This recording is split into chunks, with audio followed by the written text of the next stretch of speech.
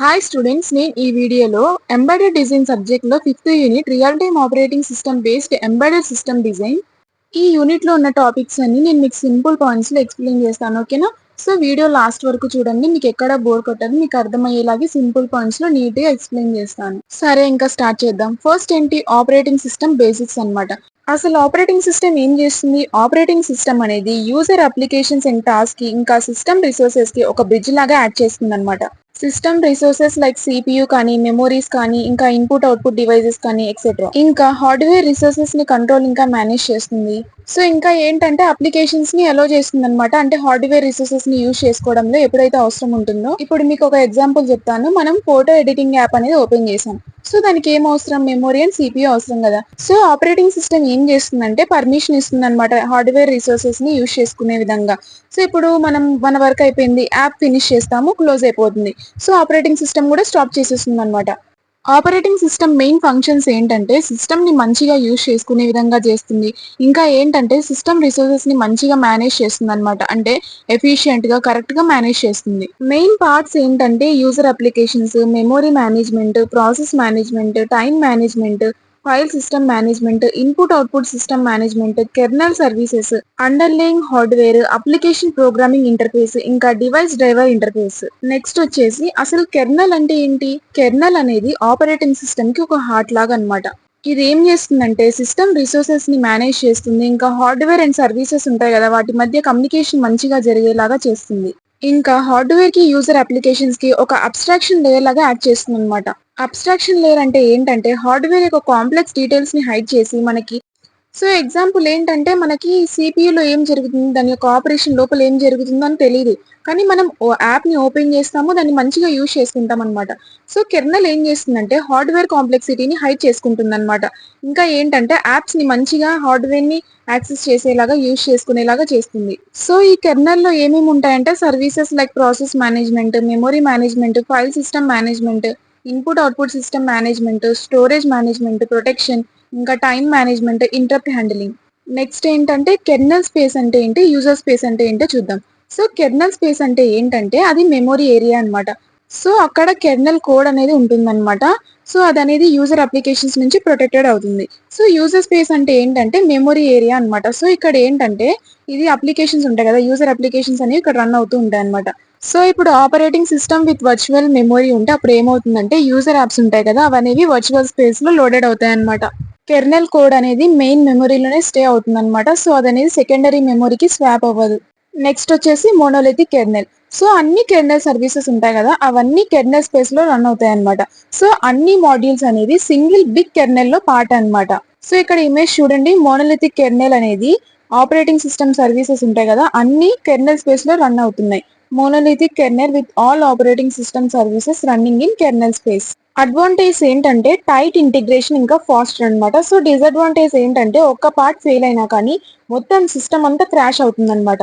Examples వచ్చేసి Linux ఇంకా సలారిస్, అంటే ఇది అనేది యూనిక్స్ బేస్డ్ ఆపరేటింగ్ సిస్టమ్ అనమాట. ఎంఎస్ డాస్ వచ్చేసి మైక్రోసాఫ్ట్ డిస్క్ ఆపరేటింగ్ సిస్టమ్ అనమాట. నెక్స్ట్ వచ్చేసి మైక్రో కెర్నల్ అనమాట. సో ఇందులో ఏంటంటే ఓన్లీ ఎసెన్షియల్ సర్వీసెస్ ఉంటాయి అనమాట. లైక్ మెమొరీ కానీ, ప్రాసెస్ కానీ, టైమర్ కానీ, ఇంటరప్ట్స్ కానీ, ఇవన్నీ కెర్నల్ లో పెడతాం అనమాట. మిగతా సర్వీసెస్ ఉంటాయి కదా, అవి ఏంటంటే సపరేట్ సర్వర్స్ లో రన్ అవుతూ ఉంటాయి అనమాట యూజర్ స్పేస్ లో. అడ్వాంటేజ్ ఏంటంటే రోబస్ట్నెస్ అనమాట. సో ఇప్పుడు సర్వర్ క్రాష్ అయింది అనుకోండి, అప్పుడు ఏమవుతుందంటే అది రీస్టార్ట్ చేయొచ్చు అనమాట. అంటే మనం ఆపరేటింగ్ సిస్టమ్ ని బూస్టింగ్ చేయకుండా రీస్టార్ట్ చేయొచ్చు. కాన్ఫిగరబిలిటీ అంటే ఏంటంటే సర్వర్స్ ని చేంజ్ చేయొచ్చు అనమాట. సో హోల్ ఆపరేటింగ్ సిస్టమ్ ని మనం రీస్టార్ట్ చేయకుండా మళ్ళీ సర్వర్స్ ని చేంజ్ చేయొచ్చు. సో ఎగ్జాంపుల్స్ ఏంటంటే క్యూఎన్ఎక్స్ ఇంకా మినిక్స్ 3. నెక్స్ట్ టాపిక్ వచ్చేసి types of operating systems. So operating systems అనేవి ఎలా డివైడ్ అవుతాయంటే కెర్నల్ టైప్స్ మీద ఇంకా సర్వీసెస్ మీద. నెక్స్ట్ ఏంటంటే పర్పస్. సో వాళ్ళు ఆ సిస్టమ్ ఎందుకు యూజ్ చేస్తున్నారు, పర్పస్ ఏంటి అని. ఇంకా ఏంటంటే ఎంత ఫాస్ట్ గా, ఎంత రియలబుల్ గా యాప్స్ కి రెస్పాండ్ అవుతాయని. సో టైప్స్ చూద్దాం. ఫస్ట్ ఏంటి? జనరల్ పర్పస్ ఆపరేటింగ్ సిస్టమ్ అనమాట. సో ఇవనేవి నార్మల్ కంప్యూటర్స్ లో యూజ్ చేస్తాం, లైక్ ల్యాప్టాప్స్ కానీ, డెస్క్ టాప్స్ కానీ. సో ఇందులో కెర్నెల్ లో ఆల్ సర్వీసెస్ అనేవి ఉంటాయన్నమాట, ఏవైతే నార్మల్ యాప్స్ కి అవసరం అవుతాయో. ఇదనేది నాన్ డిటర్మినిస్టిక్ అనమాట. ఎందుకంటే కొన్ని సార్లు డిలేస్ అనేవి జరగవచ్చు. సో ఒక్కోసారి ఏంటంటే రెస్పాన్స్ అనేది స్లోగా ఉంటుందన్నమాట. ఎందుకంటే ఇందులో టైమింగ్ అనేది గ్యారంటీ చెప్పలేం కదా, ఈ టైంకి ఇది జరుగుతుంది అంటే టైంలో కంప్లీట్ అవుతుంది అని. సో ఇది అనేది ఎక్కడైతే ఫాస్ట్ రెస్పాన్స్ అనేది క్రూషియల్ కాదో అక్కడ యూజ్ చేస్తాం. ఎగ్జాంపుల్స్ వచ్చేసి Windows XP, MS DOS, Linux for desktops. Next వచ్చేసి రియల్ టైమ్ ఆపరేటింగ్ సిస్టమ్ అన్నమాట.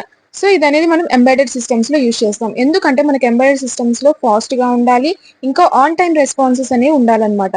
సో ఈ ఆర్టీఓఎస్ అనేది డిటర్మినిస్టిక్ అన్నమాట. ఎందుకంటే ఇది నోన్ టైమ్ లో రెస్పాండ్ ఇస్తుంది. సో ఇదేంటంటే హైయెస్ట్ ప్రయారిటీ టాస్క్ ని ఫస్ట్ రన్ చేస్తుంది అనమాట. ఇంకా ఏంటంటే స్ట్రిక్ట్ రూల్స్ ని ఫాలో చేస్తుంది అనమాట. అంటే టాస్క్ ఉంటాయి కదా, సో వాటికి కావాల్సిన రిసోర్సెస్ ని తొందరగా ఇచ్చేస్తుంది. ఈ రియల్ టైమ్ ఆపరేటింగ్ సిస్టమ్స్ అనేవి ఎక్కడైతే టైమింగ్ అనేది ఇంపార్టెంట్ ఉందో అక్కడ యూజ్ చేస్తామన్నమాట. ఎగ్జాంపుల్స్ ఏంటంటే air bag systems, medical devices etcetera. So operating systems examples ఏంటంటే Windows CE, QNX, VxWorks, micro C or OS two. Next topic వచ్చేసి రియల్ టైమ్ కెర్నల్ అనమాట. సో రియల్ టైమ్ కెర్నల్ అనేది real time operating system కి main part అనమాట. So ఇది అనేది small గా ఉంటుంది, ఇంకా స్పెషలైజ్డ్. అంటే ఏంటంటే ఇందులో ఇంపార్టెంట్ ఫంక్షన్సే ఉంటాయన్నమాట. సో ఈ ఫంక్షన్స్ అనేవి ఏవైతే మనకి రెస్పాండ్ అనేది క్విక్ గా కరెక్ట్ గా రావాలో, సో వాటికి అవసరమయ్యే ఇంపార్టెంట్ ఫంక్షన్సే ఉంటాయన్నమాట. Main functions of a real time kernel. So first వచ్చేసి టాస్క్ ఆర్ ప్రాసెస్ మేనేజ్మెంట్ అన్నమాట. సో ఇందులో క్రియేట్ అవుతుంది, మెమొరీ సెట్ అవుతుంది, ఇంకా కోడ్ అనేది లోడ్ అవుతుంది, ఇంకా రిసోర్స్ అనేది ఇస్తుంది, ఇంకా టాస్క్ ని డిలీట్ చేస్తుంది. ప్రతి ఒక్క టాస్క్ కి టాస్క్ కంట్రోల్ బ్లాక్ అనేది ఉంటుందన్నమాట. సో అది ఏం స్టోర్ చేసుకుంటుందంటే task ID like number, task state అంటే రెడీయా, రన్నింగ్, వెయిటింగ్ ఎక్సెట్రా. నెక్స్ట్ ఏంటి టాస్క్ టైప్, అది హార్డ్ రియల్ టైమా లేకపోతే సాఫ్ట్ రియల్ టైమా లేకపోతే బ్యాక్గ్రౌండ్. నెక్స్ట్ ఏంటి ప్రయారిటీ, ఇంపార్టెన్స్ అన్నమాట. నెక్స్ట్ పాయింటర్స్ ఫర్ కోడ్ కానీ, డేటా కానీ, స్టాక్ మెమొరీ కానీ, ఇంకా సిస్టమ్ రిసోర్సెస్. తర్వాత అదర్ సెట్టింగ్స్ వచ్చేసి సిస్టమ్ మీద డిపెండ్ అయ్యే బట్టి ఉంటాయన్నమాట. నెక్స్ట్ వచ్చేసి task or process scheduling. So scheduler అనే వాళ్ళు డిసైడ్ చేస్తారనమాట ఏ టాస్క్ అనేది సిపియుకి ఇవ్వాలి అని. సో ఏంటంటే ప్రతిసారి సిపియుకి హైయెస్ట్ ప్రయారిటీ టాస్క్ ని ఇస్తామన్నమాట. సో టాస్క్ అనేది ఖచ్చితంగా ఫాస్ట్ గా వర్క్ అవ్వాలి, ఇంకా ప్రిడిక్టబుల్ గా వర్క్ అవ్వాలి. నెక్స్ట్ వచ్చేసి synchronisation, task or process synchronisation. So ఇది ఏం చేస్తుందంటే టాస్క్ ఉంటాయి కదా అవన్నీ రిసోర్సెస్ ని ప్రాపర్ గా షేర్ చేసుకునేలాగా చేస్తుంది అనమాట. అంటే ఫైటింగ్ జరగకుండా నార్మల్ గా చెప్తున్నా. సో నార్మల్ గా అవి ఏంటంటే రిసోర్సెస్ ని మంచిగా షేర్ చేసుకుంటాయి అనమాట.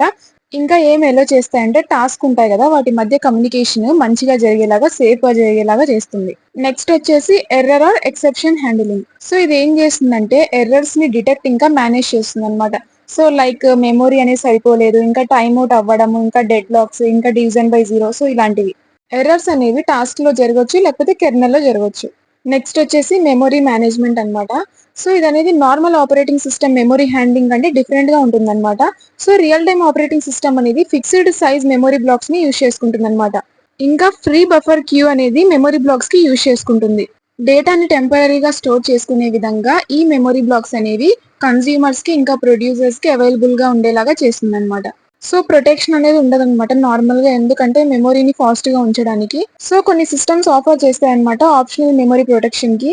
కొన్ని రియల్ టైమ్ ఆపరేటింగ్ సిస్టమ్స్ ఏంటంటే వర్చువల్ మెమొరీస్ ని అవసరం ఉన్నప్పుడు యూజ్ చేసుకుంటాయి అన్నమాట.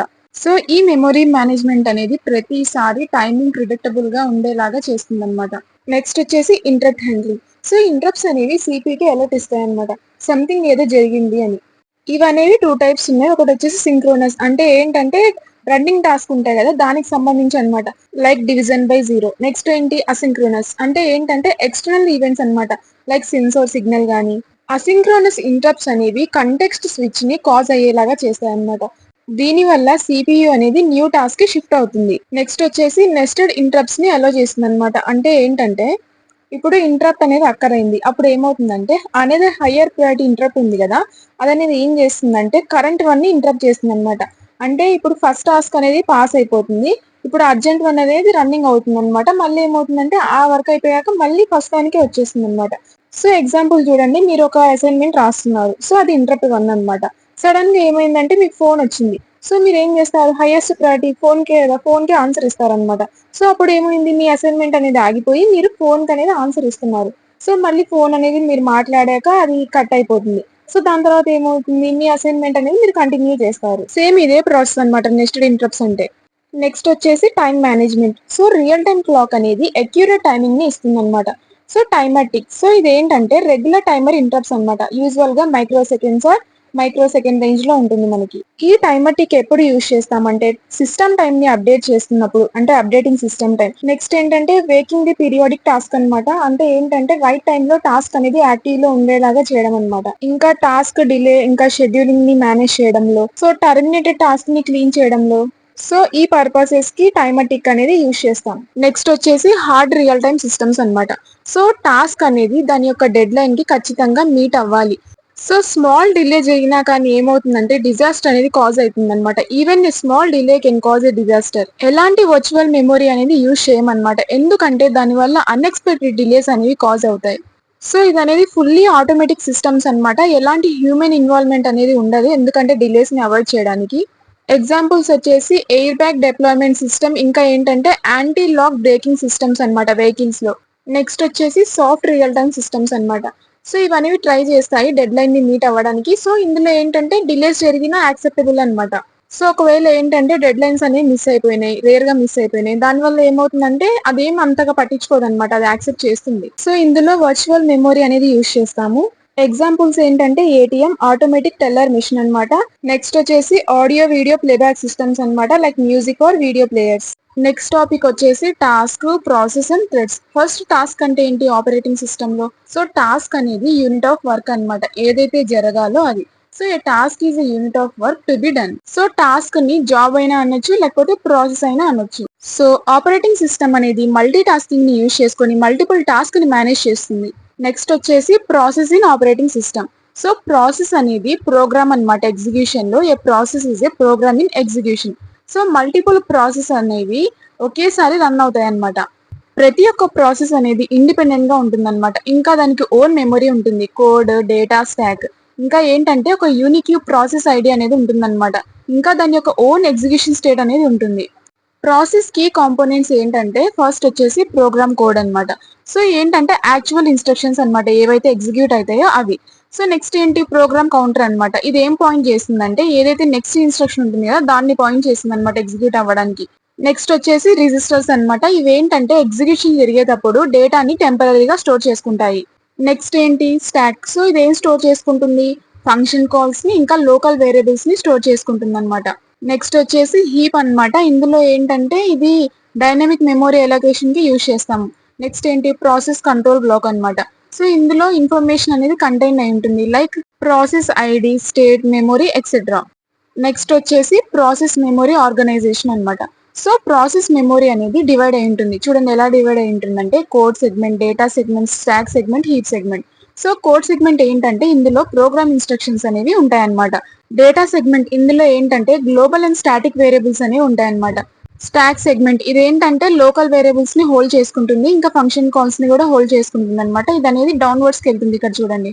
నెక్స్ట్ వచ్చేసి హీప్ సెగ్మెంట్ అన్నమాట. సో ఇది ఏంటంటే డైనమిక్ మెమొరీకి యూజ్ చేస్తాం అనమాట. అంటే ఇది అనేది రన్నింగ్ టైంలో అలొకేట్ అవుతుంది. సో ఇది అనేది అప్వర్డ్స్ కి గ్రో అవుతుంది. ఎగ్జాంపుల్ ఏంటంటే మెమొరీ అనేది అలొకేట్ అయింది ఎక్కడ నుంచి 2048 టు 2100 వరకు. స్టాక్ అనేది 2100 నుంచి స్టార్ట్ అయ్యి డౌన్వర్డ్ కి గ్రో అవుతుంది అనమాట. నెక్స్ట్ వచ్చేసి ప్రాసెస్ లైఫ్ సైకిల్ ఎలా ఉంటుందో చూద్దాం. స్టేట్స్. సో ఫస్ట్ ఏంటంటే క్రియేటెడ్ అన్నమాట, new or created. So process అనేది జస్ట్ క్రియేట్ అయింది కానీ ఎగ్జిక్యూట్ కి రెడీగా లేదు. నెక్స్ట్ స్టెప్ ఏంటి? రెడీ అన్నమాట. సో ప్రాసెస్ అనేది మెమొరీలోకి లోడ్ అయింది అనమాట. లోడ్ అయ్యి ఏమవుతుందంటే వెయిట్ చేస్తుంది అనమాట, సిపియూ టైం కి వెయిట్ చేస్తుంది. నెక్స్ట్ స్టేట్ ఏంటి? రన్నింగ్. సో ప్రాసెస్ అనేది ఏం చేస్తుందంటే సిపియూని యూజ్ చేసుకొని ఇన్స్ట్రక్షన్ ని ఎగ్జిక్యూట్ చేస్తుంది. నెక్స్ట్ స్టేట్ వచ్చేసి బ్లాక్ ఆర్ వెయిటింగ్ అన్నమాట. సో ప్రాసెస్ ఇక్కడ ఏమైందంటే స్టాప్ అయిందనమాట, అంటే జస్ట్ పాస్ అయిందనమాట. ఇంకా ఇన్పుట్ ఆర్ రిసోర్స్ కోసం వెయిట్ చేస్తుంది. లాస్ట్ ఏంటంటే టర్మినేటెడ్. సో ప్రాసెస్ అనేది ఎగ్జిక్యూషన్ ని ఫినిష్ చేసేసింది అనమాట. ఈ స్టేట్స్ మధ్యలో ఏదైతే మూమెంట్ ఉందో దాన్ని స్టేట్ ట్రాన్సిషన్ అని అంటాం. నెక్స్ట్ ఏంటి? ప్రాసెస్ మేనేజ్మెంట్ అన్నమాట. ఆపరేటింగ్ సిస్టమ్ అనేది ఇవన్నీ హ్యాండిల్ చేస్తుంది అనమాట. అంటే ప్రతి ఒక్క ప్రాసెస్ కి ఇవన్నీ హ్యాండిల్ చేస్తుంది. అవేంటంటే ప్రాసెస్ ని క్రియేట్ చేయడం, లోడ్ చేయడం మెమొరీలోకి, ఇంకా ఏంటంటే సిపియూ టైం ని ఇంకా రిసోర్సెస్ ని అలోకేట్ చేయడము, మెమొరీని మేనేజ్ చేయడం, ఇంకా స్టేటస్ ని ప్రాసెస్ చేయడం, ప్రాసెస్ కంట్రోల్ బ్లాక్ ని సెట్ చేయడము, ఇంకా ఏంటంటే ప్రాసెస్ టర్మినేషన్ ని హ్యాండిల్ చేయడము. నెక్స్ట్ టాపిక్ వచ్చేసి థ్రెడ్ అన్నమాట. సో థ్రెడ్ అనేది ఒక స్మాలెస్ట్ యూనిట్ ఆఫ్ ఎగ్జిక్యూషన్ అన్నమాట ప్రాసెస్ లోపల. ఈ థ్రెడ్ ని లైట్ వెయిట్ ప్రాసెస్ కూడా అంటాము. ప్రాసెస్ కి మల్టిపుల్ థ్రెడ్స్ అనేవి ఉంటాయి అన్నమాట. అవన్నీ ప్యారల్ గా రన్ అవుతూ ఉంటాయి.